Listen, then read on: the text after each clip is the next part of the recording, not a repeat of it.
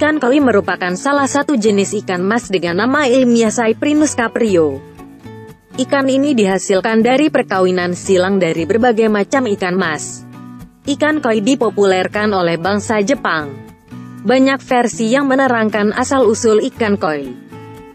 Di Indonesia, ikan koi mulai populer sejak tahun 1960-an. Saat itu Presiden Soekarno diberi hadiah berbagai macam ikan koi oleh pemimpin Cina. Kemudian Presiden memberikan ikan tersebut kepada para pembudidaya ikan di Batu, Jawa Timur untuk dikembangbiakan. Benih ini menjadi cikal bakal pengembangan koi jenis lokal. Meskipun kualitas koi lokal masih dipandang sebelah mata, perkembangan usaha budidaya ikan koi terus berkembang. Usaha budidaya ikan koi berkembang baik di daerah Blitar, Jawa Timur. Dari waktu ke waktu, ikan koi lokal ini mengalami peningkatan kualitas. Pangsa pasar semakin terbuka bagi para pembudidaya dengan semakin mahalnya koi impor. Ikan koi lokal menjadi lebih bersaing dari segi harga.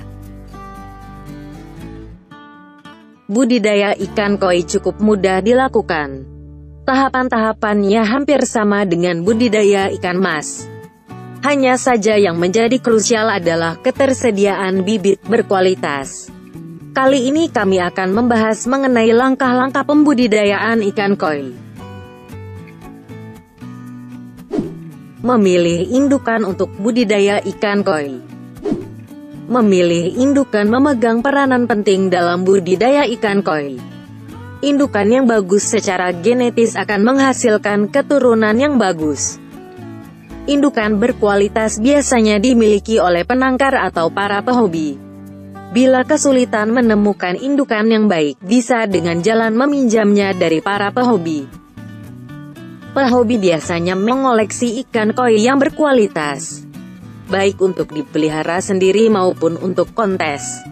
Namun para pehobi ini rata-rata tidak memiliki keterampilan atau waktu untuk mengawinkan ikannya.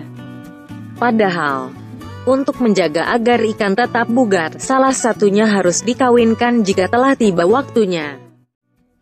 Di sini pembudidaya bisa kerjasama dengan pemilik ikan, di mana pemilik diuntungkan karena ikannya bisa dikawinkan dan pembudidaya bisa mendapatkan keturunan berkualitas. Sebagai imbalannya, biasanya si pemilik dipersilahkan memilih 1 atau 2 ekor ikan hasil perkawinan. Selain keturunan atau sifat genetis, calon indukan ikan koi harus memiliki ciri-ciri sebagai berikut. Umur ikan sudah cukup mapan atau lebih dari 2 tahun. Memiliki jenis yang sama atau mendekati. Bentuk tubuh ideal, dari atas tampak seperti torpedo. Gaya berenang tenang dan seimbang.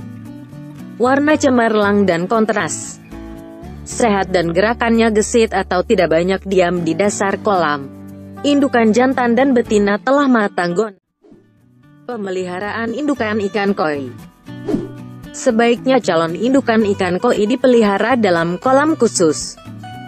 Kedalaman kolam setidaknya tidak kurang dari 150 cm. Kepadatan kolam juga harus diperhatikan. Kolam berukuran 4x5 meter maksimal diisi 20 ekor indukan betina atau 40 ekor indukan jantan. Hal ini karena indukan betina biasanya memiliki ukuran yang lebih besar dari indukan jantan. Indukan betina dan jantan dipelihara di kolam yang berbeda. Manfaatnya agar saat dipijahkan indukan tidak perlu mengalami pemborokan lagi. Secara umum pemeliharaan kolam indukan sama saja dengan pemeliharaan kolam pembesaran. Pakan yang diberikan berupa pelet berukuran 8 mm. Jumlah pakan yang diberikan sekitar 3 hingga 5% dari bobot tubuhnya dalam 1 hari. Sebaiknya kolam pemijahan terbuat dari semen dan permukaannya diplester. Hal ini untuk menjaga agar sisik ikan tidak rusak bila terjadi gesekan saat proses pemijahan. Ukuran kolam variatif. Biasanya sekitar 3x6 meter dengan kedalaman 60 cm dan ketinggian air 40 cm. Kolam harus memiliki saluran air masuk dan keluar. Pada kedua saluran tersebut harus dipasang saringan halus. Tujuannya agar tidak ada hama pengganggu yang masuk ke dalam kolam dan telur atau larva hasil pemijahan tidak hanyut keluar kolam. Sebelum diisi air, kolam harus dijemur dan dikeringkan terlebih dahulu. Gunanya untuk memutus siklus bibit penyakit yang mungkin ada dalam kolam. Air yang dipergunakan untuk mengisi kolam hendaknya diendapkan terlebih dahulu selama 24 jam. Ikan koi senang menempelkan telurnya pada media yang ada di dalam kolam. Oleh karena itu, sediakan kakaban yang terbuat dari ijuk atau bisa memanfaatkan tumbuhan air. Untuk memperkaya kadar oksigen, pasang aerator pada kolam pemijahan. Setelah kolam pemijahan siap, masukkan indukan ikan koi betina terlebih dahulu. Pemijahan biasanya berlangsung malam hari, sehingga induk betina bisa dimasukkan pada sore hari. Biarkan indukan betina beradaptasi dengan kondisi kolam terlebih dahulu agar ikan tidak stres. Setelah 2 hingga 3 jam, indukan jantan bisa dilepaskan di dalam kolam pemijahan. Jumlah indukan jantan yang dimasukkan 3 hingga 5 ekor. Hal ini untuk menghindari kegagalan dalam pemijahan dan semua telur yang dikeluarkan indukan betina bisa terbuahi. Sebenarnya bisa saja menggunakan hanya 1 jantan apabila ukuran si jantan cukup besar. Namun resiko kegagalannya lebih tinggi. Pemijahan biasanya berlangsung sekitar pukul 11 malam hingga dini hari sebelum matahari terbit. Selama masa itu akan terjadi aksi kejar-kejaran, di mana si betina akan menyemprotkan telurnya pada kakaban. Setelah telur menempel, indukan jantan akan menyemprotkan spermanya untuk membuahi telur tersebut. Setelah proses pemijahan selesai, segera angkat indukan-indukan tersebut dari kolam pemijahan. Apabila indukan dibiarkan tetap di kolam, dikhawatirkan akan memakan telur-telur tersebut. Biarkan telur-telur yang ada di kolam untuk menetas. Penetasan larva.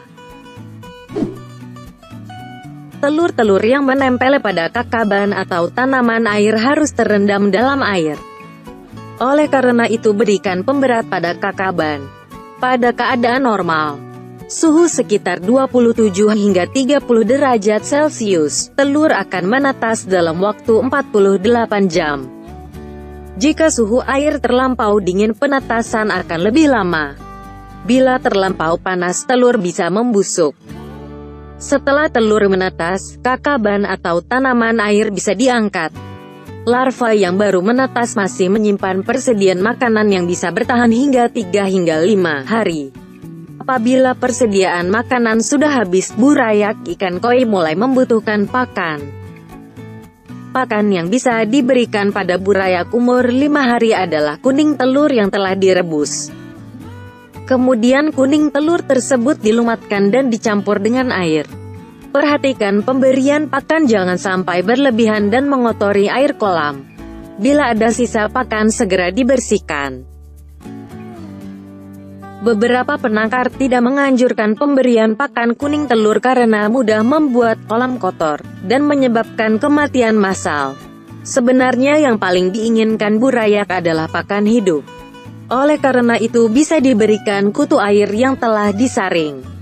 Penyaringan kutu dilakukan hingga burayak berukuran 1 cm. Bila sudah lebih besar bisa diberikan kutu yang tidak disaring atau udang artemia. Cacing sutera bisa diberikan bila ukuran burayak sudah mencapai 1,5 cm. Pemberian pakan tersebut berlangsung hingga burayak berumur 3 minggu. Setelah itu, ikan dipindahkan ke kolam pendederan. Kolam pendederan adalah kolam untuk memelihara ikan koi hingga berumur 3 bulan. Pada umur ini biasanya ukuran ikan koi telah mencapai 15 cm. Ukuran kolam 3x4 dengan kedalaman 40 cm bisa menampung 250 hingga 300 ekor anak ikan. Pada fase ini, pelet sudah bisa diberikan sebagai pakan ikan. Berikan pelet berukuran kecil berukuran 250 mikron. 1 ons pelet cukup untuk 1000 ekor ikan koi. Pemberian pakan dilakukan 2 kali sehari. Untuk membentuk warna berikan sesekali cacing sutera atau udang artemia. Setelah anak ikan berumur 3 bulan, bisa diberikan pelet kasar sesuai takaran. Berikan pelet hingga ikan kenyang. Bila dalam tempo 5 menit pakan tidak dimakan dan tersisa di kolam berarti ikan sudah kenyang. Pemberian pelet dilakukan 2. Penyortiran ikan koi. Penyortiran ini berguna untuk menentukan tingkat harga. Ikan koi yang berkualitas tentunya dihargai lebih tinggi. Penyortiran dalam budidaya ikan koi sudah bisa dilakukan sejak ikan berumur 1 bulan. Pada umur tersebut ikan cukup kuat untuk dipindah-pindahkan. Atau kalau ingin lebih aman, lakukan setelah ikan berumur 3 bulan. Faktor-faktor penyortiran didasarkan pada ukuran badan, bentuk dan kualitas warna. Ikan koi digolongkan berdasarkan ukurannya. Kecil dengan yang kecil dan ukuran besar dengan yang besar. Sedangkan bentuk badan dipilah dari bentuk yang tidak bagus. Bentuk badan yang bagus harus proporsional. Badannya membulat seperti peluru, tidak terlalu panjang. Siripnya simetris dan gerakannya tenang tapi mantap. Pemilahan juga dilakukan terhadap ikan yang warnanya cerah dan memiliki garis batas yang tegas. Koi yang baik memiliki batas warna yang kontras. Tidak ada gradasi warna pada batas-batasnya. Untuk seleksi lebih lanjut terdapat standar internasional kualitas ikan koi berdasarkan jenisnya. Nah, semoga video tentang cara budidaya ikan koi ini bermanfaat. Jangan lupa sukai dan berlangganan kanal kami.